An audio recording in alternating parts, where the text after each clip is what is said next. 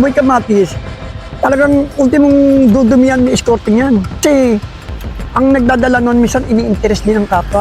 Marami nagnais na maupo sa lukdukan Ano niya. ba? Kinukuha ng anong media ng kasaysayan niya yan. Binabayaran na mga 3 milyon yata yun. Sa social media, may mga pangalan na paulit-ulit lumalabas sa kwento ng mga dating bilanggo. At isa na rito ang pangalan na Boy Kamatis. Ang Kamatis kasi, pag nag-utos yun, 10 yun si Boy Kamatis. Pero ang problema dito, iba-iba na yung version ng kwento patungkol sa buhay niya. Sa video na ito, meron po akong ipapakitang dalawang kwento, dalawang dating bilanggo. ang Kamatis kasi, pag nag-utos yun, talagang pagka madinig mo lang ang boses niya, kahit yung mga mayor dyan, nanginginig sa takot.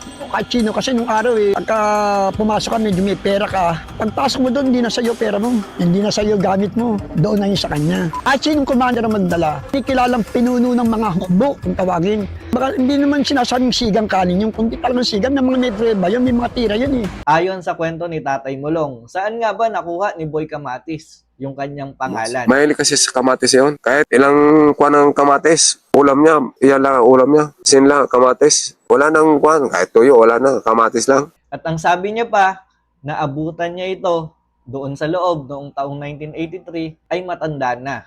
At halos parang masiraan na ito ng bait.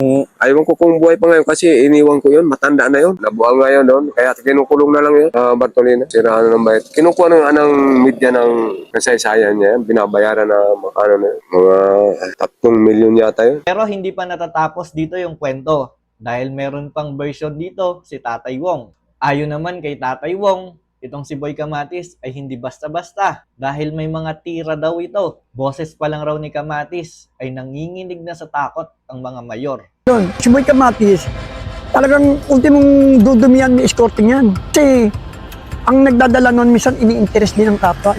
Marami nagnais na maupo sa lukdukan niya. Kasi once, di ba nabanggit ko kasi, once na ikaw commander, iba ang dating mo. Kung baga sa laya mayroong presidente o yung pangulo natin, doon ikaw ang pinakapinuno doon ng buong pangkat. Pag sinabi ikaw ang commander, bawat pangkat may commander Kayo lahat pag nagsabi ng channel, merong pagkikilalanin sa iyong commander ng mga commander, bosyo ng mga bosyo, may kinikilalang ganun. Kung mapapansin nyo, magkaiba yung direksyon ng dalawang kwento.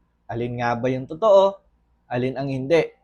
Pero hindi ko sinabing hindi totoo ang kanilang mga kwento dahil sila ho ang nakaranas ng bilangguan at hindi naman po tayo. Naabutan ko doon si Boy Kamatis, Amadong Buang, Peraltang Buang, Boy Ginto, Boy Hiwa. Kasi kinukuha na ng media nung araw yon. Ayaw talaga magpakuha ng kwan. Kasaysayan. Oo. Ayaw talaga. Binabayad noon. Ayaw talaga. Ayaw magpakuha ng kwan. Ng kasaysayan niya. Grabe po. Kasi diyan na tumanda siya. Sa kwan na yun. Yung mga tira, dami ng tinira. Hanggang sa Binartolina lang siya. Nakakalakad-lakad pa siya. Nung nasiraan na siya ng loob niya, nakabartolina na siya. Hindi na siya magkalabas. Ang sabi ho ng isa, si Boy Kamatis, ay parang isang kwentong taong kinakatakutan nung araw sa loob. Yung isa naman, ay parang ikwento niya na parang lumaki ang pangalang Boy Kamatis ng dahil lamang sa isang kwento. Pagka sinabing may ugong, lahat ng pangkat higpit. Ang makikita mo lang gumagala dyan, yung mga tirador. Saka magpurdiga. Ako naranasan ko yan kasi isa rin ako sa naging chat defender ng Muntinlupa nung araw. Talagang nagtatawid ako ng tao. Pagka ikaw, nailagay ka sa luklukan ng mga tinatawag na commander. Ano, kayo, jury, may presidente.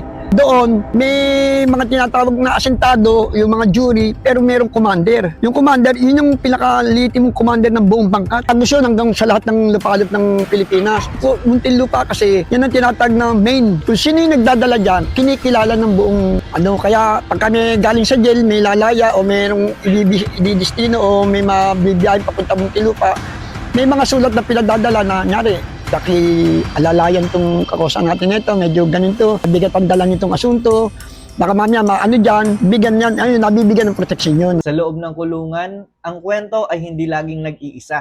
Lord, sana tulungan mo ako. Sana makalaya na ako. Makita ko ng mga kapatid ko, magulang ko, Talagang totoo yun. Minsan, yung nakikita mo ay depende yan sa karanasan mo.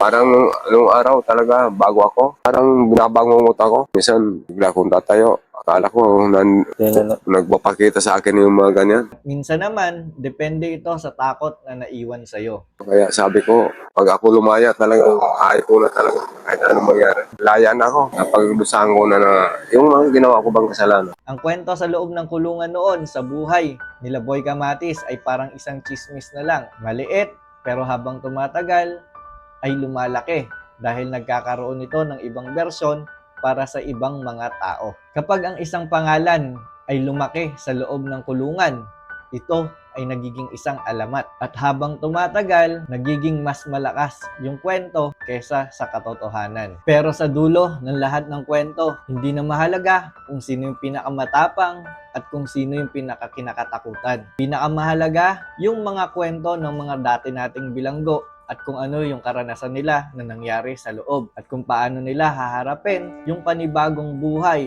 para magbago kapag nasa labas na sila ng bilangguan. Ako po si Tony Cal, magandang araw sa inyong lahat.